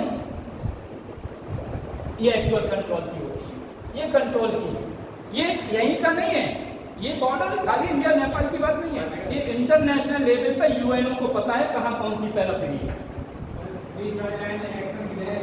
हाँ वही एक्शन, अरे वही आपने कहा एक्शन मतलब सूटेड सही, आपने बिल्कुल सही कहा। आप अग्निवीर में अप्लाई कर दीजिए। चलो कमिंग टू, ठीक है, समझ में आया ये? Got it? तो ये खाली इंडिया चाइना की बात नहीं है, किसी भी देश के लिए LOC LAC होती है, डिपेंड करता है। अब जैसे आप नॉर्थ कोरिया और साउथ कोरिया की बात करोगी तो यहाँ पे इतना वो नहीं है प्रोविजन, बात तो खाली बाउंड्री लाइन है। बर्लिन की बात करो, ईस्ट और वेस्ट तो बाद में एक हो गया था। इटली में 2 हिस्से थे, जैसे एग्जाम्पल लोग इंडिया पाकिस्तान का देते होंगे जैसे हम दे रहे। रूस 1991 में 13 हिस्से हो गए, यूक्रेन उसी का पास है, बेलोरसिया था, यूक्रेन था, बहुत से कंट्री थे, किर्गिस्तान वगैरह ये सब उसमें थे। ये सब आपको आई डोंट नो वेदर, मैंने आपको कहा एक वर्ल्ड का मैप रखो, आप लोग इन सब चीज़ों की जानकारी भी रहेगी, ठीक है। और पढ़ा करो से, बाल काट रहे हो, कंघी करते जा रहे हो, देखते रहो। हम क्या एक बार में 3 काम करते हैं। तो ये 15 क्यों बताए जाते हैं? 15 अलग हुए हैं? जब 13 अलग हुए थे तो 15 क्यों बताए जाते हैं? नहीं, हमने नहीं पता, हम पे जो प्रूफ रखा है 15 नहीं हुए थे, क्योंकि मैं बताऊं जब ये अलग हुआ था उस टाइम मैं PG MA फर्स्ट ईयर कर रहा था और मैं IAS की में भी तैयारी कर रहा था, लेकिन उस वक्त एज 28 ईयर्स की बाद में कम कर वो करती है, चांस ही नहीं मिला। And I was in service में परमिशन नहीं, लेकिन नॉलेज कहाँ ले जाओगे? देख लीजिएगा, मैं भी 15 देशों में एक रूल्स है, उसके अलावा 14 देश छोटे छोटे अलग हैं। मतलब टोटल 15 है उसको बोला। जी सर। अभी Yes, sir. जब अलग हुए थे? Yes, sir, 1991 में। अच्छा चलो एक 1991 में ना देख लेना, मुझे जहाँ तक ध्यान है, but I am trusting my memory, मतलब मैंने जो पढ़ा है दोबारा उसमें रिपीट नहीं किया है, और मेरे पार्ट भी नहीं है इसका ये, मैं तो जो मुझे नॉलेज नहीं बताई, आई विल ऑल्सो चेक, ठीक है। तो समुदाय का मतलब समझ गए, इसलिए रखा गया है कि पर्टिकुलर कम्युनिटी को ये फील ना हो कि हमें अलग थलग कर दिया है, इसलिए 1996 में संवैधानिक रूप से उन्हें पूरी छूट दी गई थी।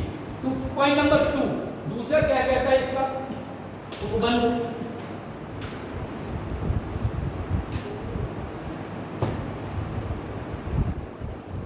बड़ा इंपॉर्टेंट। अगर कोई भी सरकार चाहे राज्य की हो या केंद्र की आर्थिक और सामाजिक किसी पारंपरिक कार्य को करती है तो उसे लागू करने से पहले उस ग्राम सभा से परमिशन लेगी, तब लागू करेगा। किस क्षेत्र में सर? हाँ, किस क्षेत्र में सर? आदिवासी क्षेत्र में, शेड्यूल्ड एरिया, किसी भी क्षेत्र में जो शेड्यूल्ड एरिया कहलाते हैं, अनुसूचित क्षेत्र। अगर अनुसूचित क्षेत्र में केंद्र सरकार या राज्य सरकार कोई भी नीति पंचायत में लागू करती है तो उस ग्राम सभा से पहले परमिशन लेना पड़ेगी। अब कहोगे कि बड़ा आदमी छोटे से परमिशन, क्योंकि वो भी कॉन्स्टिट्यूशनल पोस्ट है, ये 1996 में नियम बनाया गया था। आर्थिक और सामाजिक, अब आर्थिक और सामाजिक ही क्यों कहा, राजनीतिक नहीं कहा। आर्थिक रूप से बहुत से, जैसे कई राज्य हैं जहाँ पे पर्टिकुलर चीज की पैदावार ज़्यादा है, अब तुम अपने हाथ में थोड़ी ले सकते, जैसे पेड़ काटना मना है, लेकिन उस जगह ऐसी है जब पेड़ ही उनकी रोजी रोटी है, वो काटते भी हैं और उगाते भी हैं। बांस है, बम्बू ग्रास कहलाती है ना, पता है, अब आता है किसी, क्या कहलाती है, ग्रास, बांस। तो बहुत सी जगह बांसों की खेती होती है, लाठी वाठी जो बनाई जाती है, तो वहाँ पे बाम्बू उगाते भी हैं और काटते भी हैं, तो वहाँ पे छूट दी गई है। तो इसलिए कहा है, उन्होंने कॉमनली कहा है आर्थिक में, अभी यही तो संविधान है कि आर्थिक चीज को व्याख्या कौन करेगा, सामाजिक चीज की व्याख्या कौन करेगा, ये है ना, यही संविधान है कि आपने राइट की के ड्यूटी की व्याख्या कौन करेगा, सामाजिक उन्होंने कह दिया। तो दूसरा पॉइंट समझ गए आगे कि आदिवासियों के लिए स्पेशल प्रोविजन बना गया कि वहाँ के क्यों, उसका रीजन ये कि उनकी जो परंपराएं हैं, ट्रेडिशन से, उनमें कोई हस्तक्षेप ना हो, बाहरी हस्तक्षेप ना हो, वो कर रहे हैं। अगर परमिशन दे दें तो वेरी गुड। तीसरा पॉइंट इसका है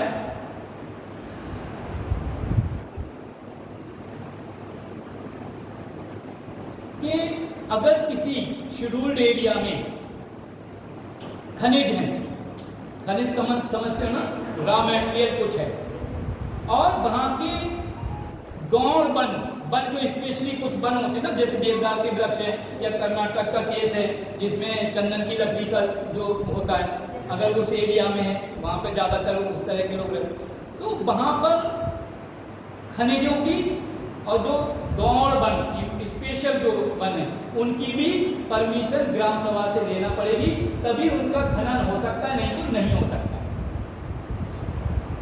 समझ में आया? जैसे सोने की खाने कोलार में है, कोनार में भी हो रही है। एक अभी नई जगह सोने की खुदाई चल रही है, मालूम आपको, अभी रिसेंटली पेपर पर, अरे मैं इंडिया की गया हूँ, यूएई में तो है ही सब, सोनभद्र, नोट कर लो, सोने से याद रखना, सोनभद्र में अभी वहाँ पे खनिज और ठेका देने वाले हैं आपको।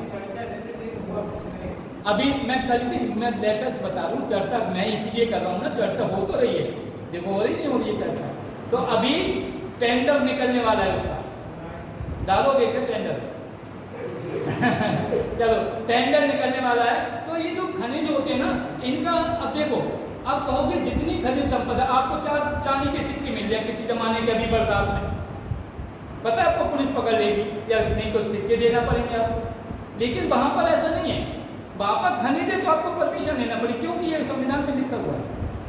तो खनन हो गया पट्टा, आप कहोगे कि नहीं हम तो फैक्ट्री लगाएंगे वहां पर, टाटा वाले कहेंगे फैक्ट्री लगाएंगे, या दूसरे लोग कहेंगे फैक्ट्री लगाएंगे कि खनिज की ज़्यादा पैदावार है, जहाँ जैसे झारखंड एरिया है, झरिया है, कोयले की खाने हैं, वहाँ पे वो लगाएंगे। नहीं, सरकार के अंडर में है, लेकिन उस क्षेत्र के लोगों को आपको परमिशन देना पड़ेगी ग्राम सभा से। क्यों? अब ग्राम सभा से क्यों? तो ग्राम सभा वहाँ के वोटर्स ने ही तो सेलेक्ट किया है, तो उनका वहाँ के वोटर्स से मुखिया बना दिया। ग्राम सभा है क्या भाई? आपने एक एमएलए को भेजा, एमएलए ने मिलकर मुख्यमंत्री बना दिया, वो देश को, राज्य को चलाएगा। आपने एमपी भेजा, उन्होंने मिलकर प्रधानमंत्री बना दिया। आपका प्रतिनिधि तो यह है, आपने जैसा भेजा, अच्छा बुरा या जो भी हो, शिक्षित अशिक्षित, नैतिकता अनैतिकता वाला, जैसा भी आपने भेजा सबसे बेस्ट चुन के भेजा था। अब कैसा निकलेगा वो तो ऊपर वाला जाने, लेकिन उसने प्रधानमंत्री भी चुना, मुख्यमंत्री भी चुना। So it is your fault. अगर आपको सोचते हो गलत हो रहा है, अगर सही हो रहा है तो कोई बात नहीं है। अगर आप किसी पर ब्लेम नहीं लगा सकते, उस क्षेत्र की जनता ये नहीं कह सकती कि हमारे क्षेत्र में विकास नहीं हो। क्यों नहीं हो भाई? तुमने ही तो सेलेक्ट करके अपना प्रतिनिधि भेजा, उसमें गलती क्या है भाई? आईएएस का सब्जेक्ट नहीं है, ये तो आपकी चॉइस है कि आपने ग्रेजुएशन में क्या सब्जेक्ट लिए। वो टीचर को इसमें फॉल्ट हो रही है। आपने ऑप्शनल में फिजिक्स लिया, केमिस्ट्री लिया, मैथमेटिक्स लिया, इकोनॉमिक्स, हिस्ट्री, पॉलिटिकल साइंस क्या लिया, it is depend upon you. Teacher की क्या गलती है? टीचर तो पढ़ा रहा है, आपने चुना। अब नहीं हुए तो ये थोड़ी कहोगे सर आपने बताया नहीं ये सब्जेक्ट लिया, तो हमने तो पूछा था, आपने पूछा ही कहा था। सो डिपेंड अपॉन, तो ये खनिज और पट्टे की बात की आ रही है, ठीक है, समझ में आ रहा? अच्छा, दूसरा, अगर कोई व्यक्ति ये कहे कि मुझे वहाँ पे लाइसेंस चाहिए, जैसे कोई मान लो टाटा बिरला डालमिया जैसे लोग थे पहले, अब तो खैर अडानी और अंबानी जैसे लोग हैं, अगर वो कहें कि नहीं मुझे यहाँ पे चाहिए पट्टा, तो वहाँ तक पट्टा नहीं दे सकते जब तक वहाँ के ग्राम सभा की परमिशन नहीं है। ये वहाँ पे नियम बनाया गया है। समझ में आया या नहीं समझ में आया? बता देना जो क्लियर नहीं हो कोई शब्द। अब एक चीज और है, प्रत्येक क्या जाना है किसी को? कौन who is feeling bore? Time क्या हुआ है?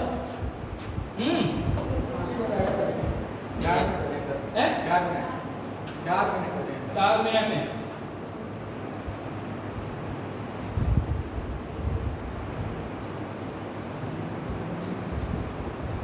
अगर कोई संवैधानिक चीज है न्याय से संबंधित और उस क्षेत्र के लोगों में, जैसे ग्राम पंचायत में मैंने बताया था, पंचायत के जो झगड़े होते हैं तो न्याय पंचायत निपटाती है, न्याय पंचायत निपटाती है। अगर वो नहीं फेल हो जाती है तो ब्लॉक लेवल पे, वो फेल होते हैं तो डिस्ट्रिक्ट लेवल।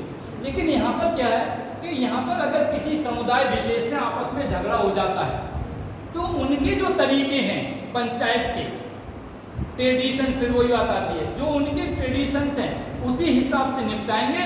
ये जरूरी नहीं है कि कोर्ट में हो जाए। जैसे आपने देखा होगा जाट एरिया में खाप पंचायत होती है, कौन सी होती है? खाप पंचायत कहते हैं ना। अरे जर्नलिस्ट को नहीं पता तो किसे पता होगा? खाप पंचायत, खाप पंचायत नहीं जानते एक शब्द? आपने अगर पेपर में नहीं पढ़ा है तो बड़ा दुख की बात है। खाप पंचायत आज भी फैसला करती है, स्पेशली कहाँ पे? वेस्टर्न यूपी में। जो आपने देखा होगा उनकी जिम्मेदारी चौधरी बना दिए जाते हैं। चौधरी चरण सिंह चौधरी थे खाप पंचायत के, अभी कौन है? फिर अजीत सिंह हुए, और अभी कौन है?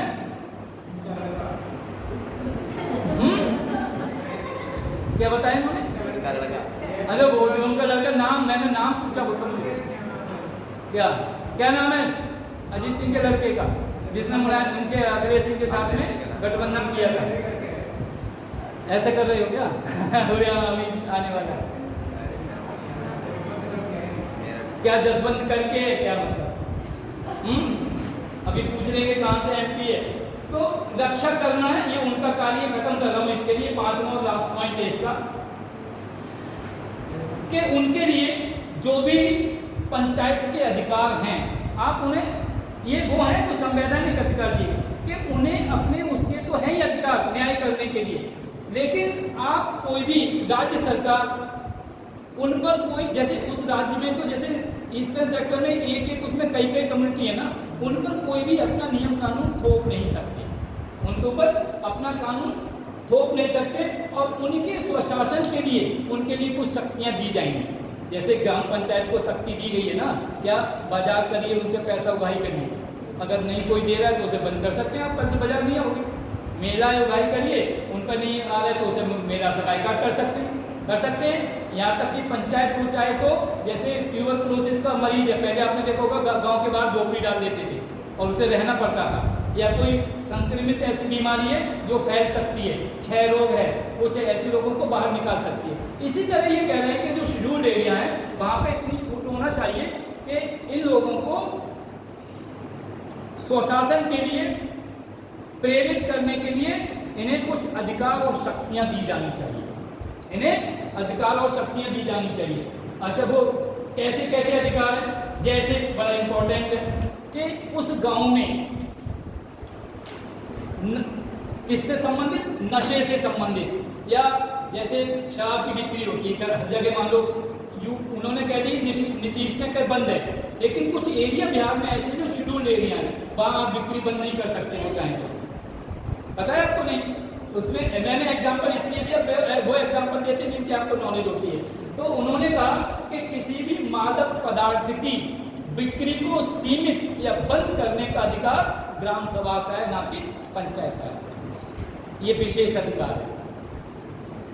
एक पॉइंट। नंबर 2, इसे 5 पॉइंट खत्म करेंगे, उसके बाद बंद करेंगे। दूसरा है कि अगर किसी वन में, जैसे शहद है वन से निकलता है, या कोई ऐसे पौधे हैं जहाँ जो औषधियों के हैं, जैसे बाबा रामदेव ने हरिद्वार में बहुत से पौधे अपने वहाँ पे लगा रखे हैं।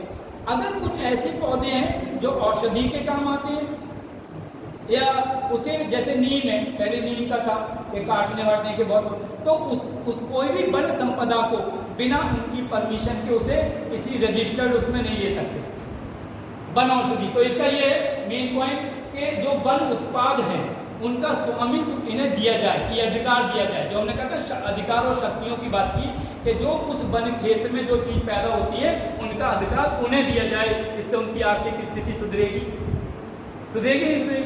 तो एक ये हो गया, दूसरा पॉइंट ये बनता है। तीसरा पॉइंट है इसका कि अगर कोई भी व्यक्ति वहां की भूमि को ट्रांसफर करता है, जैसे किसी वहां के लोगों ने, समुदाय के लोगों ने यहाँ से गए, उन्हें बोले बेच दी जमीन, तो वो हस्तांतरण नहीं हो सकता। जैसे अभी आर्टिकल 370 में कश्मीर में था कि यहाँ का बाहर का आदमी यहाँ पे नहीं बस सकता, या यहाँ की लड़कियाँ वहाँ शादी नहीं कर सकती। अब 370 हट गया, लेकिन इनके लिए छूट दी गई है कि वहाँ की जमीन को जब तक वहाँ के समुदाय के लोग ना चाहें तब तक हस्तांतरण मतलब ट्रांसफर नहीं किया जा सकता या रजिस्टर्ड नहीं किया जा सकता वहाँ पे। इसीलिए जब आप 370 पढ़ते हो तो 371 भी पढ़ा करो। 371 A, B, C, D बहुत है। जब आप इसे देखोगे ना आर्टिकल को, देखा कभी, उसमें बहुत कैटेगरी है 370 में। एक्चुअली 395 ही अनुच्छेद है, लेकिन जो हम कहते हैं 466 है, उसके A, B, C, D हो गया है। जैसे 51 तक DSD directive principle of state policy 36 से 51 तक, लेकिन 51A में फंडामेंटल ड्यूटी जोड़ दी गई है। तो इसलिए तो 466 हो गए हैं, अदरवाइज आर्टिकल 395 है, ABCD पार्ट हो गए इसके। ठीक है, ओरिजिनल कहोगे तो उतने ही, लेकिन पार्ट बढ़ गए। तीसरा पॉइंट है, क्या हुआ, क्या कह रही है? 14 पॉइंट है इसका कि अगर कोई ग्राम सभा धन उधार देती है, बोरोइंग सिस्टम जिसे बोलते हैं, तो उन्हें ये शक्ति दी जाए कि धन उधार दे सकते हैं। अच्छा, उधार देने से क्या होगा? जैसे हमने बताया केंद्र सरकार का एक सोर्स ऑफ इनकम ये भी है कि वो स्टेट गवर्नमेंट को उधार दे के उसका ब्याज देती है, तो इन्हें वो छूट दी जाए। अब उसमें जनरली इसे हम यहाँ पे क्यों छूट नहीं देते? हमारे यहाँ पे मैदानों में क्यों? पता चला उधार दे के भाग गया दिल्ली, वहाँ ढूंढते रहो, पैसा मिलेगा। अब वो जा नहीं सकते। जैसे अरुणाचल प्रदेश में, अरुणाचल प्रदेश को लोग आज भी चाइनीज मानते हैं, क्योंकि उनकी वेशभूषा आके उस तरह की रहती है नेचर में, है ना। बहुत से पहचान, उत्तराखंड के बहुत से लोग ऐसे जो नेपाली जैसे दिखते हैं, और नेपाल में पहुंच जाए तो वो एडजस्ट हो जाते हैं, बोले नेपाली होगा कोई बात नहीं, है ना। तो ये सच है ना। तो ये उनके लिए ये छूट दी गई है कि अगर बोरो, अगर उधार का अगर कुछ को है तो पर्टिकुलर कम्युनिटी में उन्हें एक ऑफिशियली या कॉन्स्टिट्यूशनली इस चीज़ की छूट दी जाए। ये उनके लिए ये वो 5 बातें हैं जिसमें कहा गया था शक्ति और अधिकार दिए जाए। और लास्ट पॉइंट इसका है कि जितने भी सामाजिक क्षेत्र हैं उनके लिख दीजिए, उसमें जितने भी सामाजिक क्षेत्र हैं उनके जो कार्यकर्ता हैं उन्हें ये छूट दी जाए कि वो कंट्रोल कर सके, नियंत्रण की आज्ञा दी जाए उन्हें अपने क्षेत्र पे, या उनके सामाजिक कार्यकर्ता जो हैं जो अपनी संस्कृति को बचा रहे हैं उनके लिए भी क्षेत्र पर नियंत्रण की परमिशन दी जाए। इससे बदल और क्या पढ़ा है क्या नहीं?